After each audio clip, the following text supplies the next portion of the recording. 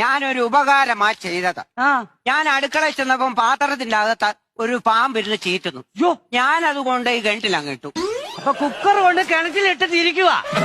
എടാ നീ എന്നെ ഗുണദോഷിക്കാതില്ല, ഭാര്യയെ ഗുണദോഷിക്കടാ. എന്തിന്? അവൾ എന്തോ ജോലി ഇവിടെ ചെയ്യുന്നു. ഒന്നും ചെയ്യുന്നില്ല. ഇന്നലെ വൈകിട്ട് അവൾ ഒരു കവർ നിറച്ച് ചത്ത പാറ്റയെ കൊണ്ടുവന്ന് വെച്ചിരിക്കുന്നു. ചത്ത പാറ്റ ഞാനത് കൊണ്ട് തീക്കകത്തിട്ടു.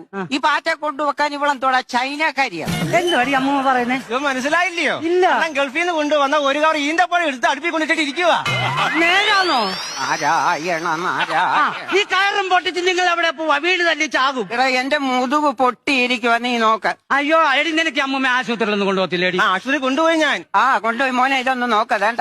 ഇത് എക്സ്റേ അല്ലേ? ഇതിന്റെ അകത്ത് എവിടെങ്കിലും ഒരു കഷ്ണം ഇറച്ചി നിനക്കൊന്ന് കാണിക്കാമോ? മൊത്തം എല്ലല്ലോടാ. എടാ മോനെ, എന്നെ പട്ടിണിക്ക് ഇട്ടേക്ക് വാടാ. എടി നീ അമ്മൂമ്മക്കൊന്നും കൊടുക്കത്തില്ലോടി നീ? എന്റെ അണ്ണ അവിടെ ആദ്യം ആഹാരം വെച്ച അമ്മയ്ക്ക് ഇത് ഞാൻ കൊടുക്കുന്നത്. ആണോ? ഓ തരും മോനെ, നീ കേട്ടോളാം.